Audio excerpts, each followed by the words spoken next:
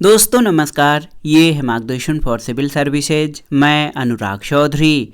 दोस्तों मार्गदर्शन current affairs के अंतर्गत इस वीडियो में प्रस्तुत है जुलाई 2023 से दिसंबर 2023 तक के अंतर्राष्ट्रीय घटनाओं का अर्धवार्षिक संकलन, जो आपके आगामी विभिन्न परीक्षाओं जैसे आरओ यानी समीक्षाधिकारी, सहायक समीक्षाधिकारी, यूपीपीसीएस प्रारंभिक परीक्षा, उत्तर प्रदेश अधीनस्थ सेवा चयन आयोग द्वारा आयोजित की जाने वाली परीक्षाओं के साथ अन्य राज्य लोक सेवा आयोगों तथा बैंक, एसएससी और रेलवे आदि के द्वारा आयोजित परीक्षाओं के करेंट अफेयर्स खंड के लिए बहुत ही उपयोगी है। तो आइए शुरू करते हैं अंतर्राष्ट्रीय घटनाओं का अर्धवार्षिक संकलन। पहला प्रश्न है दोस्तों, परमाणु ऊर्जा से संचालित किया जाने वाला दुनिया का पहला क्रूज जिसे 2025 तक समुद्र में उतारा जाएगा, इसका नाम है अर्थ 300। दोस्तों याद रखिएगा, परमाणु ऊर्जा से संचालित किया जाने वाला दुनिया का पहला क्रूज जिसको 2025 तक समुद्र में उतारे जाने की योजना है, इसका नाम है अर्थ 300। अगला प्रश्न है कि विश्व स्वास्थ्य संगठन ने दिसंबर 2023 में कोरोना वायरस के ओमिक्रॉन स्ट्रेन के नए रूप के JN1 के तेजी से फैलने के कारण इसे क्या नाम दिया है? तो इसका नाम दिया गया है वेरिएंट ऑफ इंटरेस्ट। अगला प्रश्न है, हाल में किस देश ने वर्ष 2025 से हवाई यात्रियों पर ग्रीन टैक्स लगाने की घोषणा की है? तो उत्तर है ये है डेनमार्क, जिसने 2025 से हवाई यात्रियों पर ग्रीन टैक्स लगाने की घोषणा की है। अगला प्रश्न है, दिसंबर 2023 में अमेरिका ने लाल सागर में होतू विद्रोहियों के आतंक को समाप्त करने के लिए किस वैश्विक संगठन की शुरुआत की है? तो इसका नाम है ऑपरेशन प्रॉस्पेरिटी गार्जियन। दोस्तों इस वैश्विक गठबंधन में 10 देश शामिल हैं, जिनमें Bahrain, Canada, France, Italy, Netherlands, Norway, Seychelles, Spain, UK और अमेरिका शामिल हैं। और ये लाल सागर में होतू विद्रोहियों के आतंक को समाप्त करने के लिए बनाया गया संगठन है। अगला प्रश्न है, चीन के उत्तर पश्चिम का वह प्रांत जहां दिसंबर 2023 में आए 6.2 तीव्रता के भूकंप से सैकड़ों लोगों की मृत्यु हुई, तो ये है गांसू प्रांत। दोस्तों गांसू प्रांत में जो है दिसंबर 2023 में 6.2 तीव्रता का भूकंप आया, जिससे सैकड़ों लोगों की मृत्यु हुई थी। अगला प्रश्न है, अमेरिका स्थित कोलोराडो प्रांत के सुप्रीम कोर्ट ने 20 दिसंबर 2023 को अमेरिकी संविधान के विद्रोह संबंधी धारा के अंतर्गत किस पूर्व अमेरिकी राष्ट्रपति को चुनाव लड़ने से अयोग्य घोषित कर दिया है? तो ये रिपब्लिकन पार्टी के डोनाल्ड ट्रंप को दोस्तों सुप्रीम कोर्ट ने जो है चुनाव लड़ने से अयोग्य घोषित कर दिया है।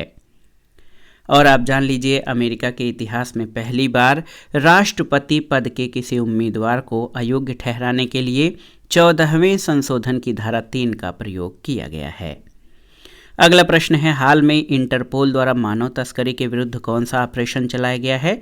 तो याद रखिएगा, ऑपरेशन स्टॉर्म मेकर्स सेकेंड। अगला प्रश्न है, हाल में किस देश ने दुनिया की सबसे गहरी और सबसे बड़ी भूमिगत प्रयोगशाला के संचालन के साथ भौतिकी के क्षेत्र में महत्वपूर्ण उपलब्धि अर्जित की है? तो ये है चीन ने दोस्तों दुनिया की सबसे गहरी और सबसे बड़ी भूमिगत प्रयोगशाला शुरू किया है, जो कि भौतिकी विज्ञान या भौतिक विज्ञान के क्षेत्र में महत्वपूर्ण है। अगला प्रश्न है, वह देश जिसने हाल में भारत सहित 33 देशों के नागरिकों के लिए वीजा आवश्यकताओं को समाप्त कर दिया है? तो ये है ईरान। और मालदीव सरकार ने 8 जून 2019 को भारत के साथ हुए किस समझौते को दिसंबर 2023 में रद्द करने की घोषणा की है? तो ये है हाइड्रोग्राफिक सर्वेक्षण समझौता। और मालदीव सरकार ने इस समझौते को ख़त्म करने की घोषणा की है दिसंबर 2023 में। अगले प्रश्न पर आते हैं, जलवायु परिवर्तन सम्मेलन COP29 की मेजबानी वर्ष 2024 में कौन सा देश करेगा? तो ये है अजरबैजान। और अगला प्रश्न है, दिसंबर 2023 में किस ब्रिटिश भारतीय संगीतकार को 2024 के बुकर पुरस्कार के निर्णायक मंडल में शामिल किया गया है? तो ये हैं नितिन शाहनी। अगला है दोस्तों, दिसंबर 2023 में किस देश में आए चक्रवात जेस्पर से हजारों लोग प्रभावित हुए? तो जेस्पर चक्रवात आप जान लीजिए ऑस्ट्रेलिया में आया था, जिससे हजारों लोग प्रभावित हुए थे। अगला प्रश्न है, दिसंबर 2023 में जेवियर माइली ने किस देश के राष्ट्रपति के रूप में शपथ ली है? तो दोस्तों जेवियर माइली ने अर्जेंटीना के नए राष्ट्रपति के रूप में शपथ ली है। अगला प्रश्न है, किस अफ्रीकी देश में संयुक्त राष्ट्र का शांति मिशन यानी MINUSMA 10 वर्ष बाद समाप्त घोषित किया गया है? तो ये माली में। दोस्तों माली एक अफ्रीकी देश है, यहाँ पर संयुक्त राष्ट्र का शांति मिशन 10 वर्षों बाद समाप्त घोषित किया गया है। अगला प्रश्न है, हाल में किस देश ने दुनिया में पहली बार मीथेन संचालित रॉकेट जूके 2 द्वारा उपग्रहों को प्रक्षेपित किया है? तो चीन ने। जुलाई 2023 में मिस्र ने किस देश के साथ अंतरिक्ष सहयोग बढ़ाते हुए एक नया स्पेसक्राफ्ट मिस्र सेट 2 लॉन्च किया है? तो ये चीन के साथ। और दिसंबर 2023 में किस देश ने सतत प्रबंधन के लिए वन प्रमाणन योजना शुरू की है? तो याद रखिएगा भारत ने वन प्रमाणन योजना शुरू किया है सतत प्रबंधन के लिए। अगला प्रश्न है, दुबई में संपन्न COP 28 यानी कॉन्फ्रेंस ऑफ पार्टीज 28 में बनी UAE आम सहमत का मुख्य बिंदु क्या है? तो ये है 2050 तक जीवाश्म ईंधन से शुद्ध शून्य उत्सर्जन प्राप्त करना। अगला प्रश्न है, नवंबर 2023 में सैन फ्रांसिस्को में आयोजित एपेक शिखर सम्मेलन 2023 का विषय क्या था? तो ये था सभी के लिए एक लचीला और टिकाऊ भविष्य बनाना। अगला प्रश्न है, दिसंबर 2023 में अपने यहाँ समलैंगिक विवाह को वैध करने वाला पहला बाल्टिक देश कौन सा बना है? तो एस्टोनिया, लाटविया और लिथुआनिया ये बाल्टिक देशों की श्रेणी में आते हैं। और दोस्तों समलैंगिक विवाह को वैध करने वाला पहला बाल्टिक देश एस्टोनिया बना है। अगला प्रश्न है, दिसंबर 2023 में टाइम मैगजीन ने किसे CEO ऑफ द ईयर घोषित किया है? तो ओपन आई के संस्थापक सैम ओल्टमैन को टाइम मैगजीन या टाइम पत्रिका ने CEO ऑफ द ईयर घोषित किया है। अगला प्रश्न है, 2 अक्टूबर 2023 को महात्मा गांधी की 154वीं जयंती पर उत्तरी अमेरिका का पहला गांधी संग्रहालय कहाँ खोला गया है? तो टेक्सास के ह्यूस्टन शहर में उत्तरी अमेरिका का पहला गांधी संग्रहालय खोला गया है। अगला प्रश्न है, अक्टूबर 2023 में कहाँ पर दुनिया का पहला 3D चिड़ियाघर खोला गया है? तो ब्रिस्बेन ऑस्ट्रेलिया में। और देखिए अगला प्रश्न है, 6 दिसंबर 2023 को अमेरिकी सर्च इंजन कंपनी गूगल ने किस नाम से अपना सबसे powerful artificial intelligence model launch किया है? तो ये है जेमिनी। दोस्तों गूगल ने जेमिनी नाम से अपना सबसे powerful AI intelligence model launch किया है। अगला प्रश्न है, WHO यानी विश्व स्वास्थ्य संगठन द्वारा पहली बार किस देश में मंकी पॉक्स रोग के यौन संचरण की पुष्टि की गई है? तो कांगो में, याद रखिएगा। और इंडोनेशिया की वह पुलिस अधिकारी जिन्हें 2023 का संयुक्त राष्ट्र women police officer of the year award से 16 नवंबर 2023 को सम्मानित किया गया, तो ये हैं रेनिटा रिस्मयंती। रेनिटा रिस्मयंती इंडोनेशिया की पुलिस ऑफिसर हैं जिनको संयुक्त राष्ट्र women police officer of the year award से सम्मानित किया गया है। अगला प्रश्न है, प्रतिष्ठित टाइम पत्रिका द्वारा पहली बार पर्यावरण के लिए यथार्थ में काम करने वाले प्रभावशाली लोगों की सूची 16 नवंबर 2023 को जारी की गई। इसमें भारतीय मूल के किस बैंकर को शामिल किया गया है? तो अजय बंगा को, जो कि विश्व बैंक अध्यक्ष रहे हैं। अगला प्रश्न है कि दिसंबर 2023 में किस भारतीय मूल के व्यक्ति को BBC का नया अध्यक्ष नियुक्त किया गया है? तो समीर शाह को। और नवंबर 2023 में इटली के पोम्पेई में किस ऐतिहासिक इमारत को दुनिया के 8वें अजूबे के रूप में मान्यता दी गई है? तो ये कंबोडिया स्थित अंकोर वाट मंदिर। ये मंदिरों का समूह है दोस्तों। और इटली में पोम्पेई में जो आयोजन हुआ, इसमें 8वां अजूबा जो है दुनिया के 8वें अजूबे के रूप में कंबोडिया के अंकोर वाट मंदिर को शामिल किया गया है। अगला प्रश्न है, हाल में किस देश ने दुनिया का सबसे तेज इंटरनेट लॉन्च किया है जो प्रति सेकंड 1.2 टेराबाइट डेटा ट्रांसमिट करने में सक्षम है? तो ये चीन में। और वह देश जहां नवंबर 2023 में देश के पूर्व प्रधानमंत्री डेविड कैमरून को देश का नया विदेश मंत्री नियुक्त किया गया है, तो ब्रिटेन में। अगला प्रश्न है, नवंबर 2023 में जारी संयुक्त राष्ट्र की एक रिपोर्ट के अनुसार किस क्षेत्र को पानी की कमी के मामले में विश्व का सबसे खराब क्षेत्र घोषित किया गया है? तो साउथ एशिया यानी दक्षिण एशिया को पानी की कमी के मामले में दुनिया का सबसे खराब क्षेत्र घोषित किया गया है। अगला प्रश्न है, नवंबर 2023 में अंतर्राष्ट्रीय सौर गठबंधन यानी इंटरनेशनल सोलर अलायंस का नया सदस्य बनने वाला देश कौन सा है? तो ये चिली दक्षिण अमेरिकी देश है और ये अंतर्राष्ट्रीय सौर गठबंधन का 95वां सदस्य देश है। अगला प्रश्न है, ऑक्सफोर्ड यूनिवर्सिटी प्रेस द्वारा 4 दिसंबर 2023 को किस वायरल शब्द को वर्ष 2023 का वर्ड ऑफ द ईयर घोषित किया है? तो ये रिज RIZZ और रिज शब्द को सौंदर्य और आकर्षण के लिए प्रयोग किया जाता है। अगला प्रश्न है दोस्तों, प्रतिष्ठित टाइम मैगजीन ने 6 दिसंबर 2023 को किस अमेरिकी पॉप सुपरस्टार को पर्सन ऑफ द ईयर घोषित किया है? तो टेलर स्विफ्ट को, याद रखिएगा। और दिसंबर 2023 में मिस इंडिया US 2023 का खिताब किसने जीता? तो ये हैं रिजुल मैनी। रिजुल मैनी ने दिसंबर 2023 में मिस इंडिया US से 2023 का खिताब जीता है। अगला प्रश्न है, हाल में किस देश ने दुनिया का पहला चौथी पीढ़ी का यानी 4th जनरेशन परमाणु रिएक्टर शुरू किया है? तो चीन ने।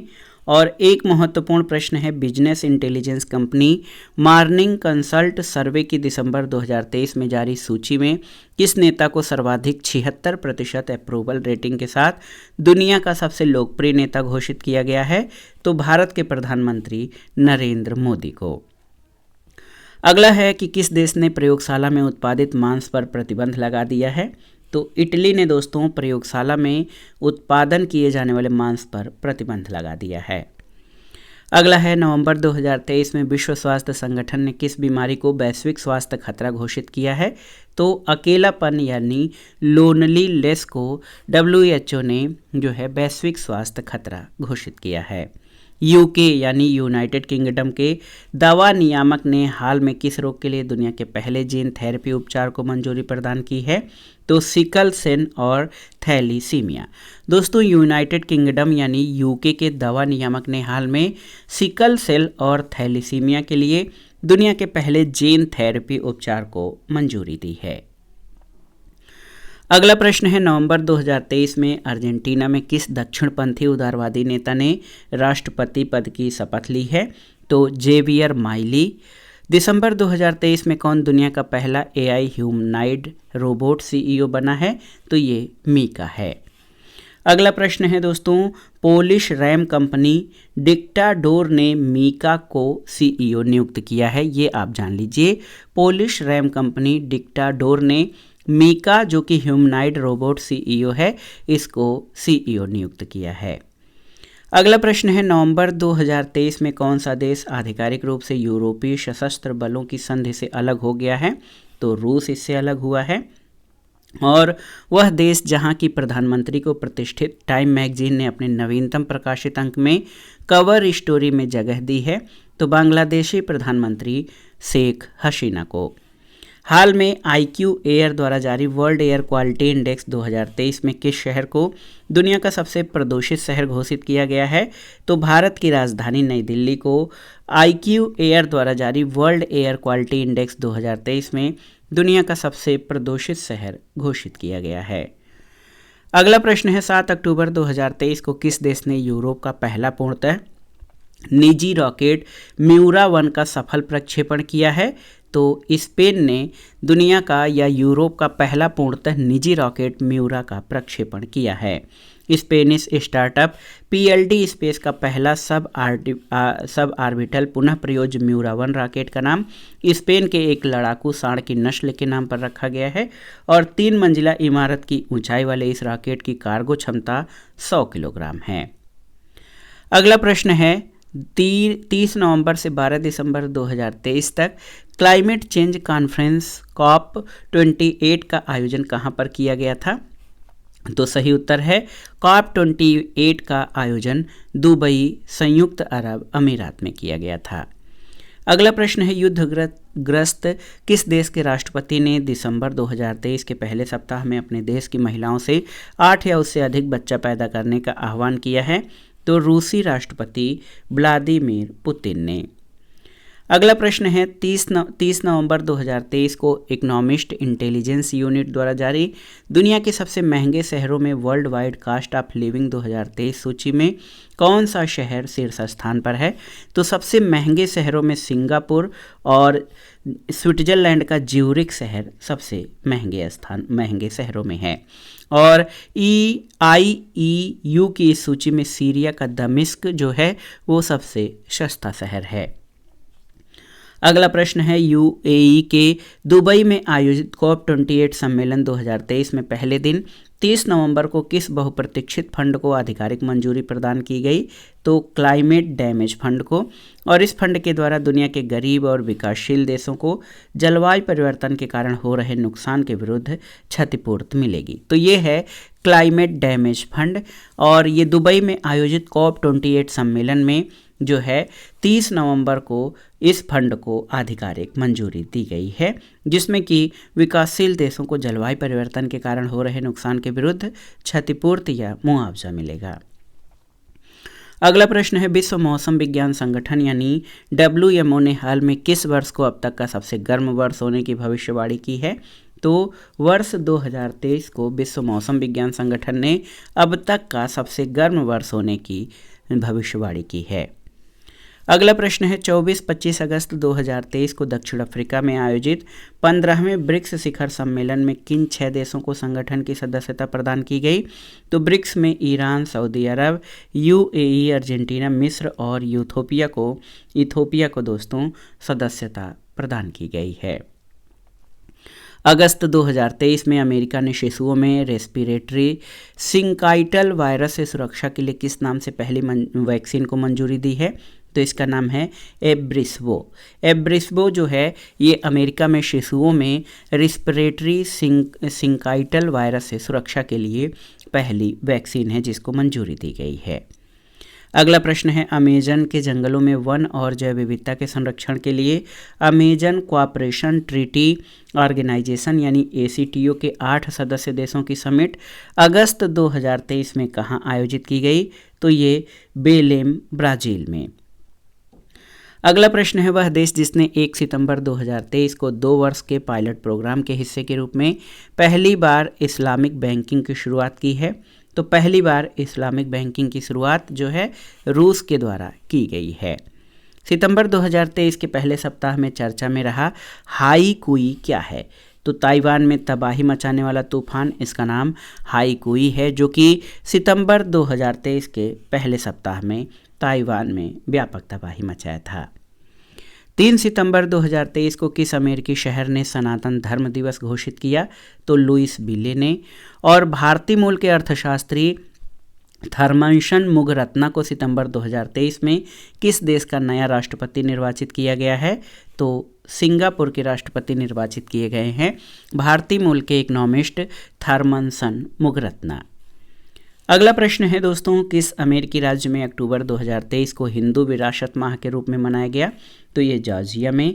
और हाल में किस देश के वैज्ञानिकों ने पहली बार बादलों में माइक्रोप्लास्टिक की खोज की है जो जलवायु और मानव स्वास्थ्य दोनों दृष्टिकोण से हानिकारक है? तो ये जापान ने पहली बार बादलों में यानी क्लाउड्स में माइक्रोप्लास्टिक की खोज की है जो कि जलवायु और मानव स्वास्थ्य दोनों के लिए बहुत हानिकारक है। अगला प्रश्न है, 7 दिसंबर 2023 किस देश ने अपने चंद्र अन्वेषण अंतरिक्ष यान मून स्नाइपर का स्वदेशी रॉकेट H-2A से H-2A से सफल प्रक्षेपण किया है? तो जापान ने।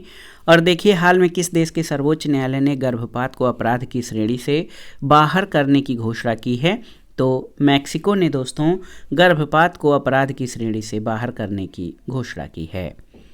अगला प्रश्न है, वह देश जिसने सितंबर 2023 में सरकारी स्कूलों में पारंपरिक इस्लामी परिधान अबाया पहनने पर प्रतिबंध लगा दिया है? तो फ्रांस ने दोस्तों सरकारी स्कूलों में पारंपरिक इस्लामी परिधान अबाया पहनने पर प्रतिबंध लगाया है।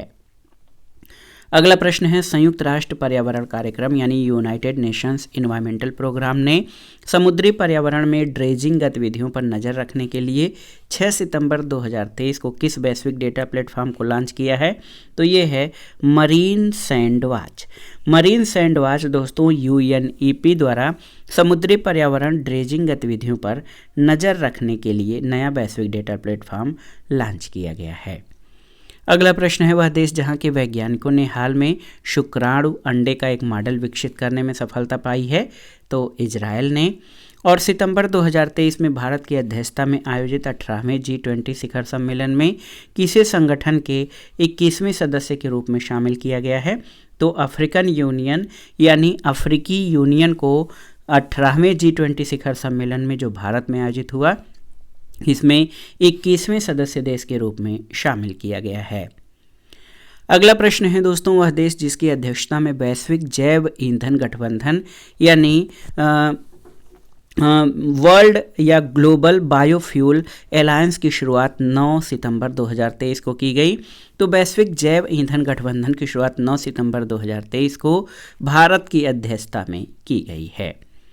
अगस्त 2023 में अमेरिका ने दुनिया की किस पहली प्रसवोत्तर अवसाद रोकथाम गोली को मंजूरी दी है? तो ये है जुर्जुवे। ये गोली है जो कि पोस्ट पैर्टम अवसाद को रोकथाम के लिए मंजूर किया गया है। अगला प्रश्न है, हाल में विश्व स्वास्थ्य संगठन यानी WHO द्वारा की गई घोषणा के अनुसार किन देशों ने 2023 के निर्धारित लक्ष्य से पूर्व ही दक्षिण पूर्व एशियाई क्षेत्र में खसरा और रूबेला बीमारी से मुक्त होने वाले पहले देश बन गए हैं? तो सही उत्तर है मालदीव और श्रीलंका दोस्तों। ये दक्षिण पूर्व एशियाई क्षेत्र में खसरा और रूबेला बीमारी से मुक्त होने वाले पहले देश बने हैं। अगला प्रश्न है, भारत में जुलाई 2023 में वर्चुअल माध्यम से संपन्न 23वें संघाई सहयोग संगठन यानी SCO 23वां संगठन, इसमें किस देश को संगठन के सदस्य के रूप में शामिल किया गया है? तो ईरान को संघाई सहयोग संगठन के सदस्य देश के रूप में शामिल किया गया है। अगला प्रश्न है, वह देश जिसने 7 जुलाई 2023 को अपने सभी घोषित रासायनिक हथियारों के भंडार को पूरी तरह से नष्ट कर दिया है? तो अमेरिका ने। अमेरिका ने अपने सभी घोषित रासायनिक हथियारों के भंडार को पूरी तरह से नष्ट कर दिया है। अगला प्रश्न है कि जुलाई 2023 में भारत और अमेरिका ने अवैध और खतरनाक दवाओं की तस्करी रोकने के लिए संयुक्त रूप से कौन सा अभियान चलाया है? तो यह है operation broader sword. Operation broader sword ये भारत और अमेरिका ने अवैध और खतरनाक दवाओं की तस्करी रोकने के लिए संयुक्त अभियान चलाया था। 8-9 अगस्त 2023 को किस चक्रवाती तूफान ने जापान के बाद दक्षिण कोरिया में भीषण तबाही मचाई थी? तो इसका नाम है खानून। अमेरिका के हवाई में अगस्त 2023 के पहले सप्ताह में आए किस तूफान ने जनजीवन को प्रभावित किया? तो इसका नाम था डोरा तूफान। 17 जुलाई 2023 को आए तालिम चक्रवाती तूफान से कौन सा देश प्रभावित हुआ था? तो तालिम से प्रभावित होने वाला देश चीन है। अगला प्रश्न और इस वीडियो का यानी अंतर्राष्ट्रीय घटनाओं के अर्धवार्षिक संकलन का लास्ट क्वेश्चन है कि अगस्त 2023 में दक्षिण अफ्रीका में आयोजित 15वें ब्रिक्स शिखर सम्मेलन की थीम क्या थी? तो उत्तर है ब्रिक्स और अफ्रीका पारस्परिक रूप से त्वरित विकास, सतत विकास और समावेशी बहुपक्षवाद के लिए साझेदारी। ये अगस्त 2023 में दक्षिण अफ्रीका में आयोजित 15वें ब्रिक्स शिखर सम्मेलन की थीम थी। तो दोस्तों ये था आज का वीडियो। अंतर्राष्ट्रीय घटनाओं के करंट अफेयर्स में इस वीडियो में हमने जुलाई 2023 से दिसंबर 2023 तक के 6 महीनों के महत्वपूर्ण अंतर्राष्ट्रीय घटनाक्रम के करंट अफेयर्स को रिवाइज किया है। ये सभी प्रश्न आपके आगामी विभिन्न परीक्षाओं के समसामयिक घटनाक्रम या करंट अफेयर्स खंड के लिए बहुत ही उपयोगी हैं। आप इन प्रश्नों को तैयार कर लीजिएगा। वीडियो आपको कैसा लगा हमें कमेंट बॉक्स में ज़रूर बताइएगा। वीडियो को लाइक करें, शेयर करें और इस चैनल मार्गदर्शन फॉर सिविल सर्विसेज को सब्सक्राइब करें। वीडियो देखने के लिए धन्यवाद दोस्तों। नमस्कार।